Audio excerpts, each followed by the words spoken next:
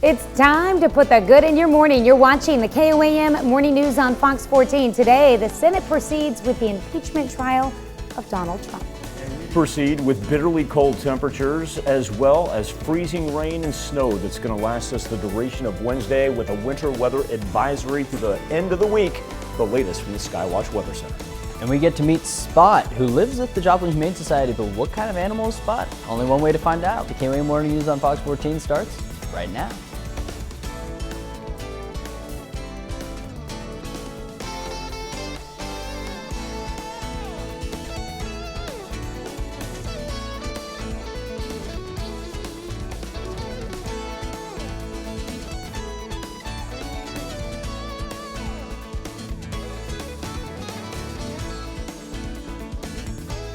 Thanks for joining us for the KOAM Morning News on Fox 14. I'm Tanya Bach. Gray skies, slick roads, and cold air are here to stay a while longer. Sorry guys, because of the road conditions, the Oklahoma Commissioner of Public Safety has announced state agencies may reduce non-essential services for Northeast Oklahoma counties until at least 10 a.m. today. For more on weather conditions, we bring in our own Michael Hayslip. All right, Tanya, I hate to hear that, but it's completely understood because when we focus on along and south of I-44, you specifically brought up Northeast Oklahoma right there, a long night and early morning of freezing rain. And even though we see it transitioning over to snow, it's a little too late to impact the roads because our temperature's so cold, we're not going to get any type of a melt. And really, it doesn't matter which state we're talking about. Every Department of Transportation and Highway Patrol office asking you, if you don't have to be on the roads, please do not be on this Wednesday. Bottom of your screen, complete list of closings. If you don't want to wait for the alphabetical order, I completely understand. All you have to do is go to KOAMnewsnow.com. Not only can you find all those closings, but also specific site for those road conditions for each one of our states. If you do have to head out today, do yourself a favor, jump on KOAMnewsnow.com and check those out before you get on the road because we're talking about fully covered 469 throughout southeast Kansas, 49, 44 completely covered in southwest Missouri, 44 down to Tulsa, completely covered. Severe weather conditions as we work from Ottawa down to Delaware County, and then 49 throughout northwest Arkansas, completely covered. And Arkansas saying once you get into those mountainous areas, no, not worth it. Freeman Health System Sky Camera in Joplin right now, dangerously cold. 18 degrees is where we stand with a wind chill of only 7. Whole bunch of temperatures ranging all the way from 13 to about 22, 23. So there's no melt in sight with the wind chills ranging down around 0 degrees. As far as the Skywatch Storm Tracker goes, the cold doing a great job penetrating to the deep south as we only find ourselves in the 20s this afternoon. But here's the important part. Snow and freezing rain persist. The freezing rain reemerges this afternoon in the south. Then, by the time we get into the afternoon and evening hours, here comes the snow in the northern portion. We're not going to get a break because this lasts all the way into Thursday morning. And even when we do get a break on Thursday, where's it going to go? We don't have a melt in sight as overnight lows continue to plummet down to single digits as we head into Valentine's Day weekend. Tanya? Thanks, Michael. The wintry weather has led to dangerous road conditions. Driving on snow, however, is different than driving on ice. While both are slick and hazardous, officials say you can get a little more traction on snow than you can with ice.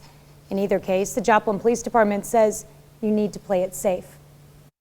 You can gear down, you can just take your foot off the brake some so that you're not completely locking up your brakes, allowing your vehicles, your tires to rotate and get some traction on the roadway.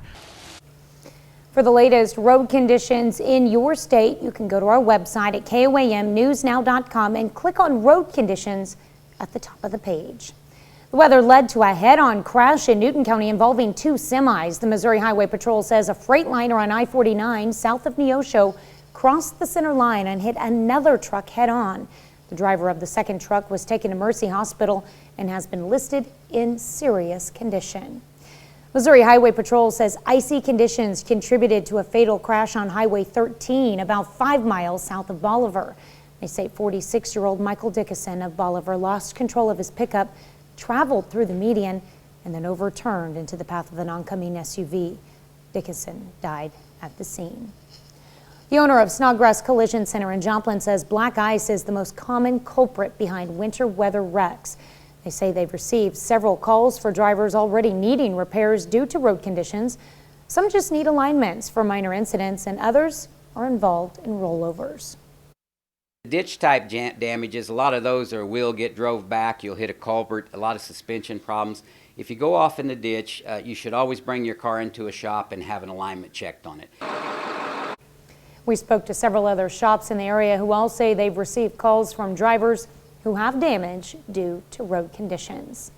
A Senate vote has declared former President Donald Trump's impeachment trial is constitutional. Trump's team argued the trial was unconstitutional because he is no longer in office. During statements on Tuesday, his lawyers also said the former president did not incite the rioters at the Capitol on January 6th and that his speech about the election was protected by the First Amendment.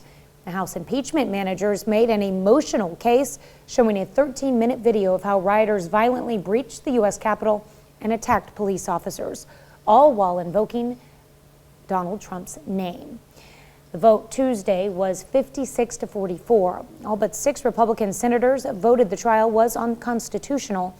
A 2/3 majority is needed for conviction, or at least 17 Republican senators to join all members of the Democratic caucus. The Nixa, Missouri School District fired an assistant principal who is facing child pornography charges. A court affidavit says 41-year-old Colby Fronterhouse pretended to be a 14-year-old girl, sending sexually explicit messages to a 13-year-old boy. Authorities say Fronterhouse got the boy's cell phone number through school records. He had been placed on administrative leave, but the school board voted Monday to fire him. Joplin Fire Department asked residents to fill out a survey about their services and response. Officials say the survey takes less than 5 minutes to complete.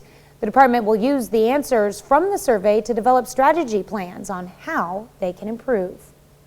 Well, it's very important that we have a community feedback when we start a process like this. We work for those citizens, so we want to make sure that their tax dollars are being used wisely, and we want to deliver the service that they expect of us. We've provided a link to the survey on our website at KOAMnewsnow.com. Pitt State violence prevention educator Stephanie Spitz is now officially a Wonder Woman. The Southeast Kansas chapter of the National Organization for Women presented Spitz with the award on Saturday. She was nominated for her work advocating for an end to violence against women. Spitz was awarded a plaque and a $200 donation to the charity of her choice. Due to the pandemic, apps like Zoom are ubiquitous these days. They've made things a bit easier at a time when we can't be physically close. They've also created some of their own problems, like making users look like cats. Mr. Ponton, I believe you have a filter turned on in the video settings. You might want to take a look.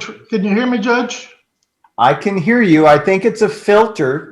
It is, and I don't know how to remove it. I've got my assistant here. She's trying to, but I'm prepared to go forward with it. I'm here live. I'm not a cat. I can see that.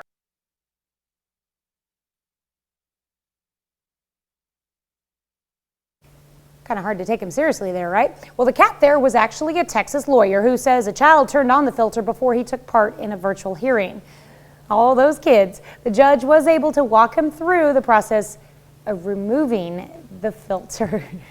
And here I was thinking, frankly, it was the cat. I know what I will say is that it was apparently his secretary's computer. So I want to know what the Zoom call was prior that the secretary was using the cat filter.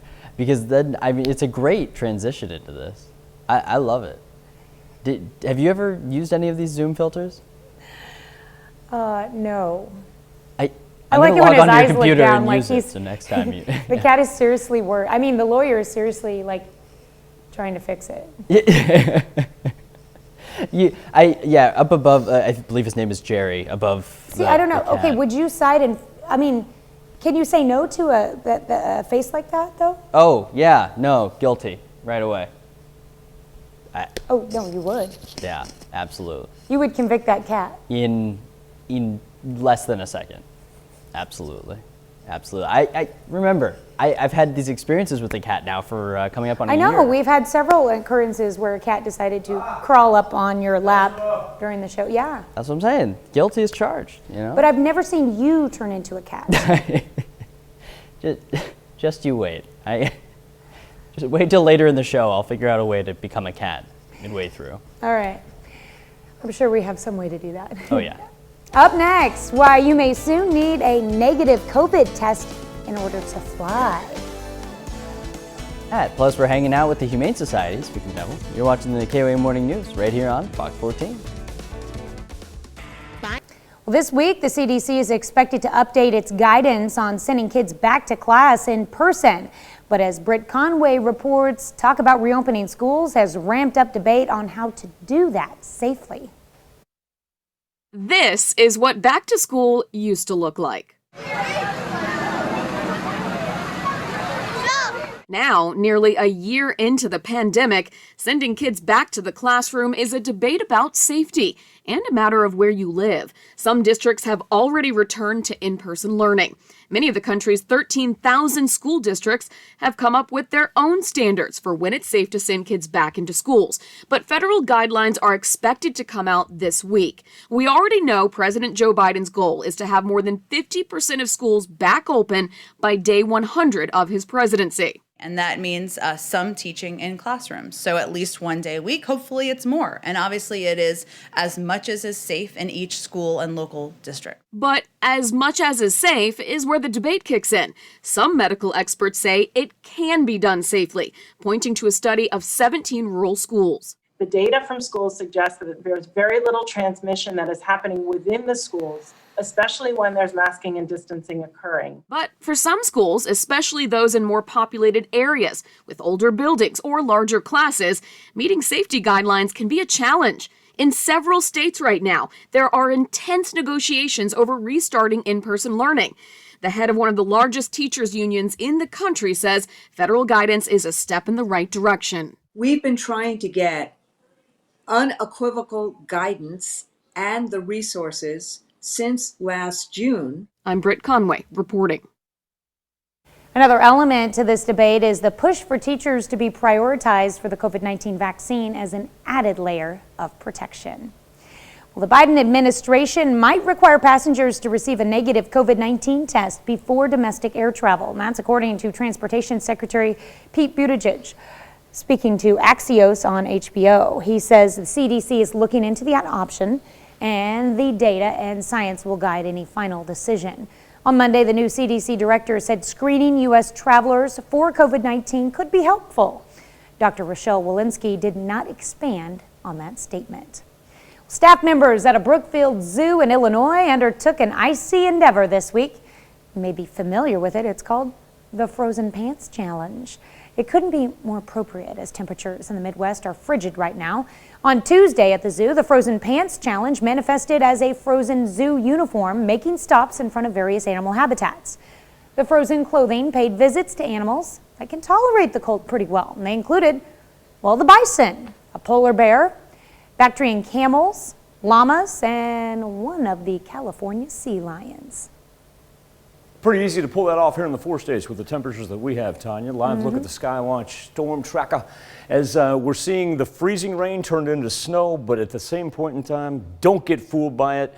All highway patrol in our 4 states saying stay inside, try to stay off the roads unless you are essential personnel. And what I kind of want to do is take this arrow, run this from northeast Oklahoma up through Pittsburgh, and let's go up to Bolivar, Missouri. That's going to be our line where we're going to see the freezing rain begin to increase throughout the late morning and afternoon hours and continually deteriorate our roads. One of those things where we already had it overnight, it's actually going to get worse as we get through Wednesday. Now, by the time we get to the afternoon, we're going to flip this into snow, especially for the central and northern portions. And so that's why I'm saying widespread. It's not worth being on the road today because it's not going to melt anytime soon. Our temperatures decrease as we head into the weekend.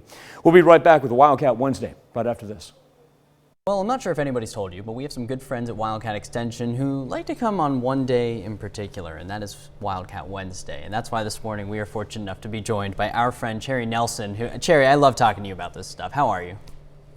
Good. How are you, Jesse? I'm fantastic, and I'm excited to be able to talk to you about the Wildlife Project because 4-H offers a lot, right? And as we start a new year after a unique year for all of us, but especially for 4-H and for Wildcat Extension, you're really hitting the ground running here. So explain to me what the Wildlife Project is.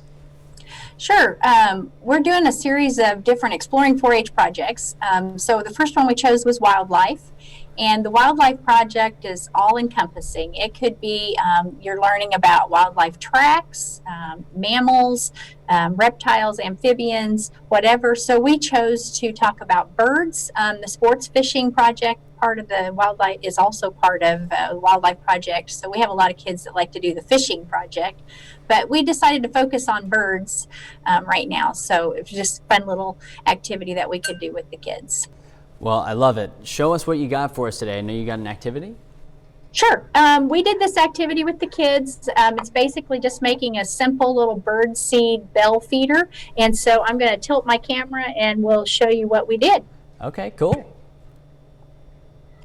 So this is a very simple little project. Anybody can do it.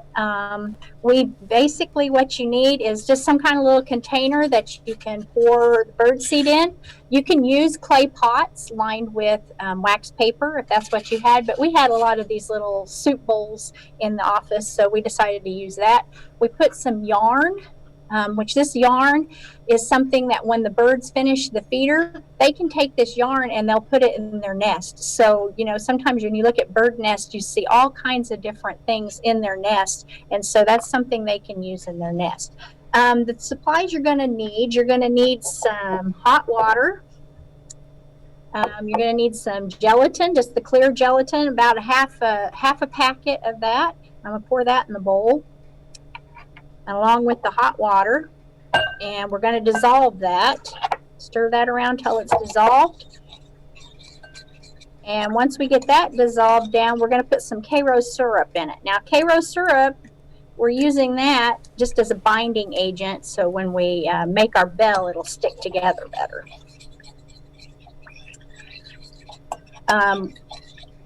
It's important that you get all this dissolved because next you're going to take bird seed and some flour. You can use cornmeal or flour. We used flour because that's what we had on hand. And it's got a cup of bird seed and a quarter cup of flour or cornmeal. And you're going to pour that in.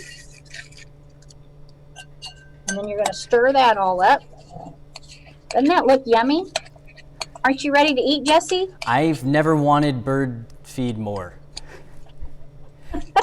Well, this bird seed in particular is a songbird mix.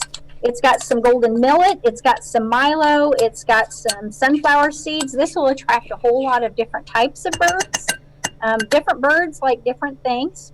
So once you kind of get that all stirred up, you're going to put that into your cup. And then you're going to tie a knot in that so it's knotted up at the bottom. Okay. Huh. And then once we're done, you're going to sit this in the freezer for a couple hours. And when it's done, you're going to have a bell bird seed feeder. Cherry, that is awesome. Thank you for walking us through that. We're going to make sure we have all the supplies on our website. But thank you so much for sharing with us a little bit of the Wildlife Project. Sure, we're glad to do it. And I hope that the 4-Hers that are watching out there think about doing the Wildlife Project. Love it. Well, hey, we're going to have the information on our website at KOAMnewsnow.com. Just go to our morning show page. We've got our Wildcat Wednesdays on there, along with a lot of other activities you can do right there in your house. But Cherry, thank you. We'll be right back after this.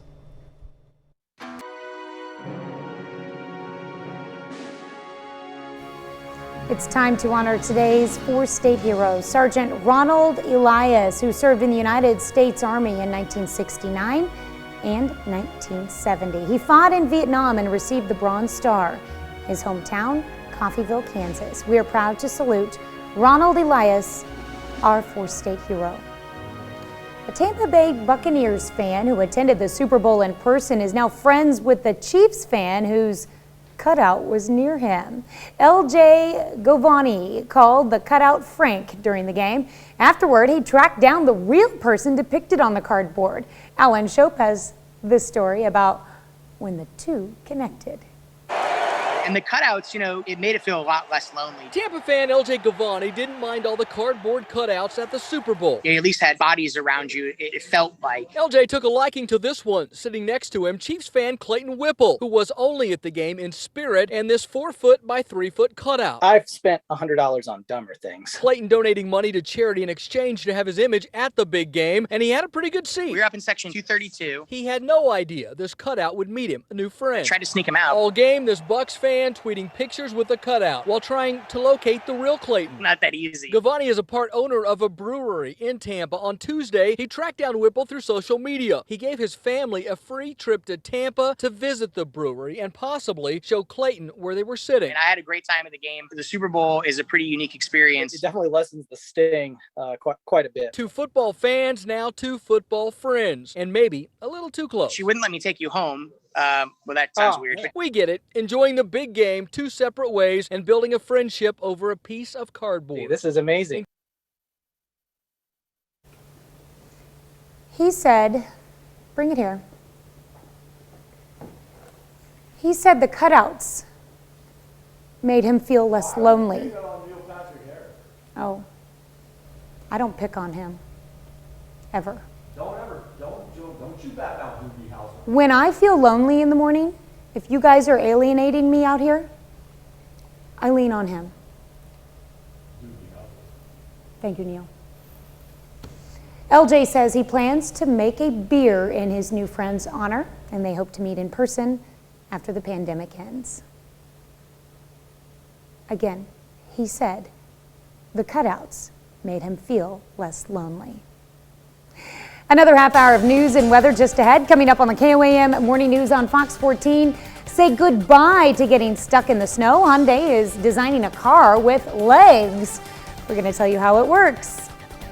If Neil Patrick Harris takes my job, plus a Valentine's Day fundraiser for the Joplin Humane Society. You're watching the KOAM Morning News on Fox 14. We'll be right back after.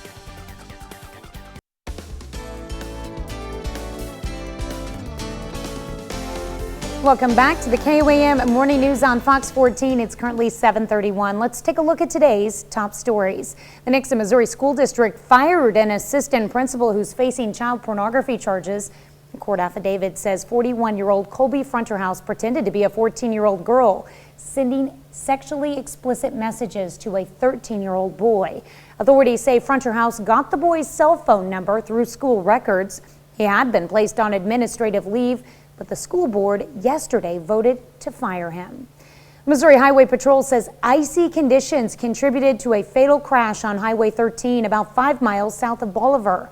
They say 46-year-old Michael Dickinson of Bolivar lost control of his pickup, traveled through the median, and then overturned into the path of an oncoming SUV.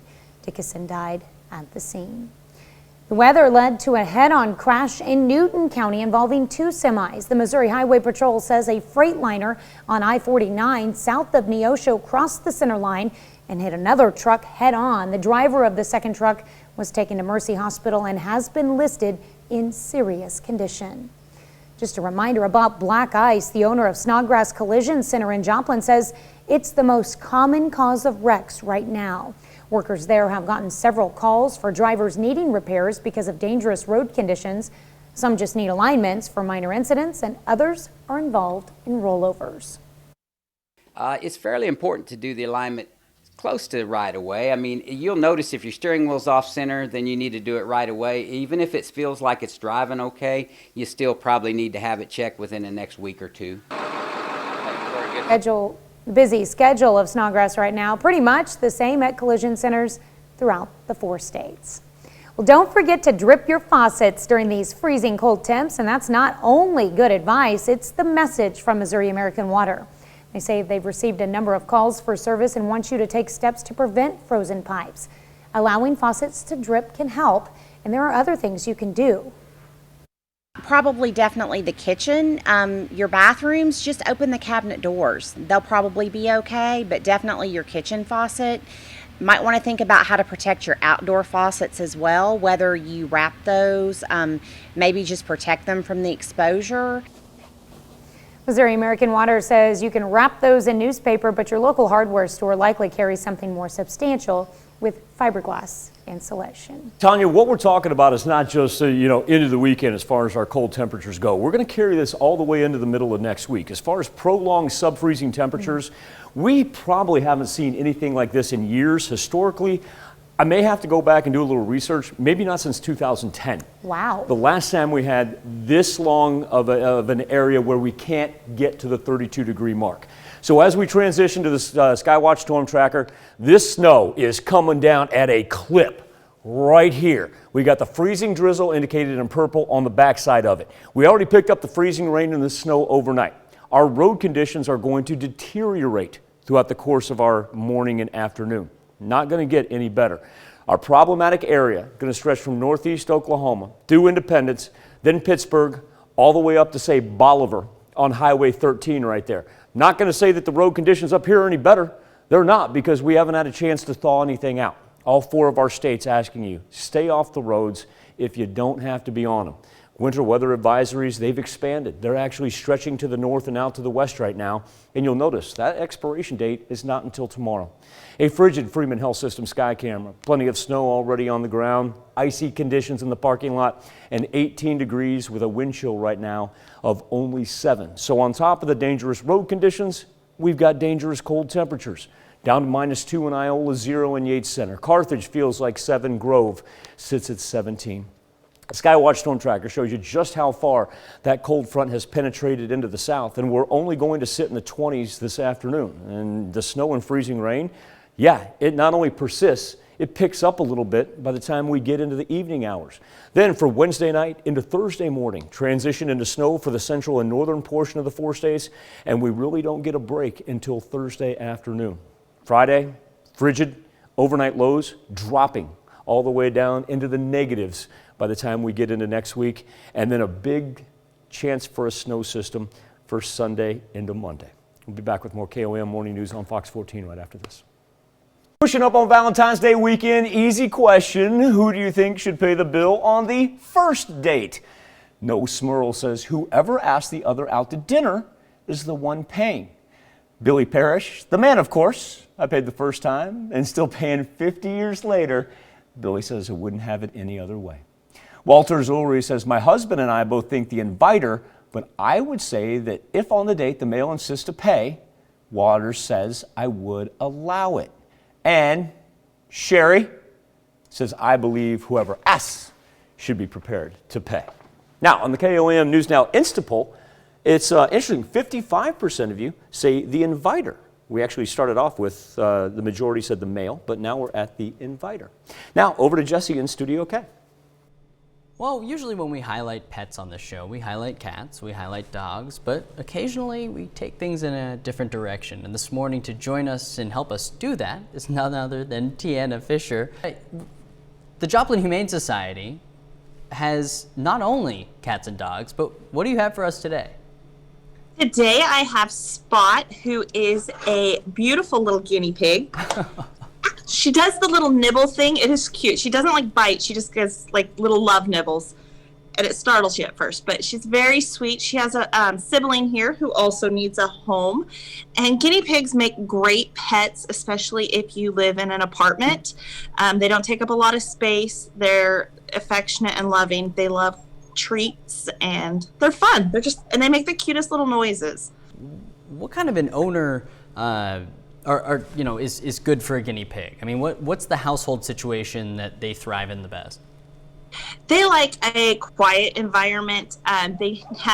She comes with a pretty good sized cage, so you'll need a little bit of room for her, but they have to have their litter changed. The litter that we use in guinea pig cages is either like a wood pellet or shavings, so we line the bottom with that. That has to be changed out at least once a week, if not more, depending on your guinea pig and how messy they are. They do require a little bit special care as far as equipment goes. They have to have a water bottle that they can drink out of, so they lick it, and they eat special food made specially for guinea pigs. Oh my gosh, she's cracking me up. So they do require a little bit of a little bit of extra care, say over maybe a cat, but they're really easy to take care of. They like to snuggle, and they are very, very talkative. At least this one is. What a cute guinea pig. And I know you guys have a pretty cool event you guys are doing for Valentine's Day, Cupcakes for Kittens. Cakes for Kittens. It's brand new this year, and the money raised will go towards our feline medical fund. So when you come to the shelter and you adopt a cat, those adoption fees covers things such as the spay and neuter and their vaccines.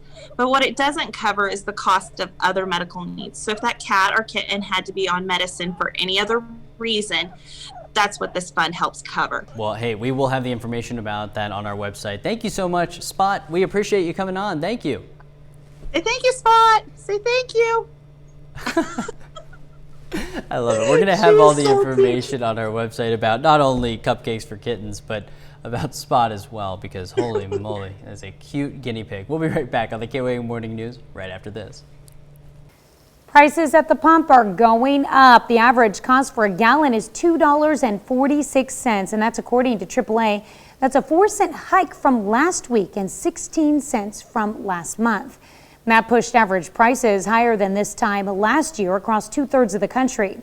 The upward trend is likely going to continue this month. Spokesperson for the travel agency says commuters should expect to see gas prices rise up to 10 cents per gallon. The largest rise in weekly gas prices were found in Florida, Michigan, and West Virginia. In order to curb misinformation ahead of the 2020 presidential election, Twitter instituted certain policies that ended up costing it some users. The company reported having 192 million monetized daily active users, or users who can be served ads during the fourth quarter of the last year. One of the election policies was removing tweet recommendations and users' feeds and notifications. Twitter said the impact was expected and worth it as a cost of protecting the integrity of global election discourse. Aunt Jemima is no more. The breakfast foods brand from PepsiCo has a new name and likeness. They'll now be under the Pearl Milling Company title and logo. Now, that was the name of the 19th century ready-made pancake mix brand that eventually became Aunt Jemima. Aunt Jemima and the character's face on the packaging have long been blasted as racist portrayal of slave women. Spokesman from PepsiCo says the new brand will make its debut this June. Hyundai is building a walking car that has 4 legs. The Hyundai Tiger X1 is a concept car with 4 wheels, each powered by an electric motor. Each of those wheels is on the end of a long, bendable leg. The autonomous vehicle can also drive in any direction, forward, backwards, or side to side, using either its wheels or legs. Engineers envision it being used for difficult rescue operations, carrying supplies, or even exploring the surface of the moon or other planets. Hyundai says the Tiger X1 will take about 5 years of development and testing before it's ready to go for real-world use. We'll be right back with more after this, but first let's take a look at the market prices before the opening bell.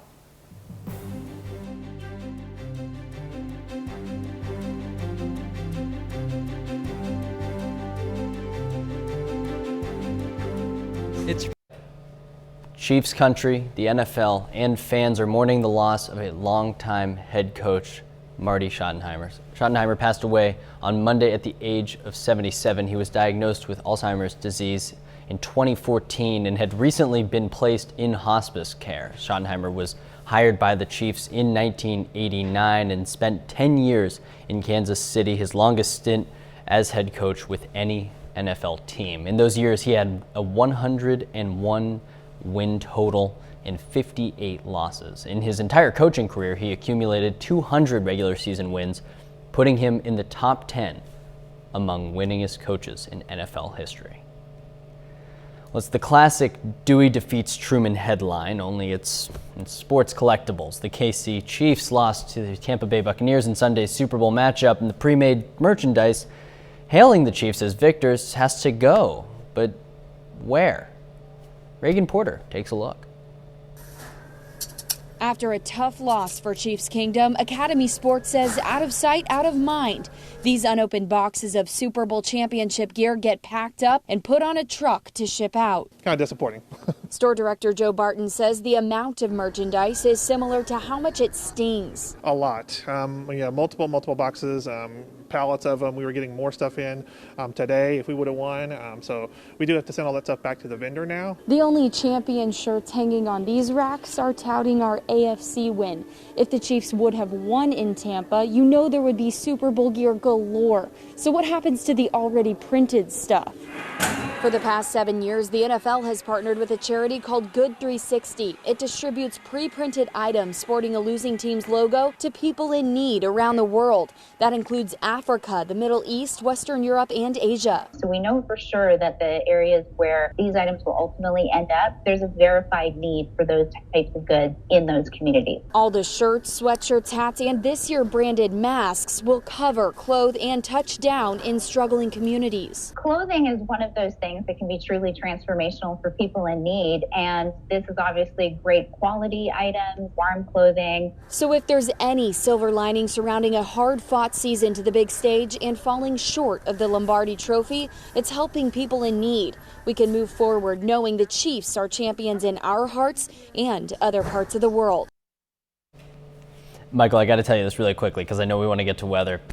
When I was I think I was in middle school or high school, I remember our athletic director, when the Steelers won against the Seahawks in Super Bowl 40, he managed to get a Seahawks World Champion shirt. And he was, we're all Steelers fans because we're in Pittsburgh, Pennsylvania at the time. He wore that shirt with the irony, and he would walk around school with the Seahawks shirt forever. But those are things, they really work to make sure people can't get those, right? Because not only do they not want people representing the false, champion, but more than anything, they want to get that to the countries they can benefit from. The NFL also prepares commemorative footballs for both teams, indicating which team won the Super Bowl. Let's just say I have an incorrect one. No, really? Yeah. Oh, okay, I'm coming over. Thank you for being a former sports guy. Skywatch Storm Trackers, we've got freezing drizzle and snow, especially down in the southern portion of the 4 states, but don't let the radar deceive you because our key line for our deteriorating conditions for today, starting northeast Oklahoma, let's say run through Independence, then through Pittsburgh, all the way up to Bolivar. Best thing to do today, if you don't have to be out on the road, don't chance it. Winter weather advisories lasting all the way into Thursday morning, so we're a long way from being over. The snow at the Freeman Health System sky camera not going to be able to go anywhere as bitterly cold temperatures remain in place. 18 right now in Joplin, 13 in Fort Scott, only 22 in Neosho. You factor in the north breeze, we're talking about single-digit wind chills. We now see Fort Scott down to -1, feels like 7 in Webb City and 12 in Neosho. The cold front has penetrated into the deep southern portion of the United States. An elongated period of time. We haven't seen anything sub-freezing like this for this many days by the time we get into next week and since about 2010. Here's why it's going to get worse. The freezing rain remains, and in fact, it grows throughout Wednesday afternoon. Then Wednesday evening and night, we transition into snow for the central and northern portions of the 4 states. This is going to last us all the way into Thursday afternoon. Now we finally get a break Thursday evening into Friday, but the temperatures, they actually deteriorate down to single-digit lows each night. We'll be back. Wrap up this edition of the KOAM Morning News on Fox 14 right after this. Welcome back to the KOAM Morning News on Fox 14. Here's what's happening today. Opening arguments are slated to begin this afternoon in the second impeachment trial of former President Trump. On Tuesday, the Senate voted to continue with the proceedings after hearing arguments as to its constitutionality. All 50 Democrats said it was constitutional. They were joined by 6 Republicans. The World Health Organization says COVID-19 probably emerged when the coronavirus crossed over from animal to humans. Last month, the group sent experts to Wuhan, China to search for the pandemic's origins. The WHO says they found no evidence that the virus came from a lab. NTSB says human error caused the helicopter crash that killed Kobe Bryant and 8 other people last January. Investigators said the pilot became disoriented after taking off in foggy weather. He said he thought he was gaining altitude when the aircraft was actually plunging toward the side of a hill. Let's check in with Michael for a final look at your forecast. Just to reiterate, all 4 of our states and highway patrol officers asking you to stay off the roads today, as we will have deteriorating conditions on top of what we already received overnight and through the morning hours. The freezing rain persists to the south, and then we transition over to snow for the north and central portions for this evening into tomorrow morning. List of closings that will continuously run on the bottom of your screen, not only closings, but road conditions at KOAMnewsnow.com. Probably seen a red lobster and even a blue lobster, but the University of New England is introducing us to a yellow lobster. Meet Banana the lobster. Fitting name. Its yellow color comes from a pigment in its shell. According to the Lobster Institute at the University of Maine, experts say the odds of catching one are about 1 in 30 million. The lobster man, I love his name, Marley Babb, caught the rare crustacean at Tennett's Harbor in St. George and donated it to the university. Officials say Banana weighs about 1 pound to 1.5 pounds, and they have no plans of buttering up this beauty. School will provide room and board for the lobster as they work on a lobster research project. In your morning. All right, want everybody to be tremendously safe out there. Back with more news and weather when we see you at noon. Have a great morning and an even better day.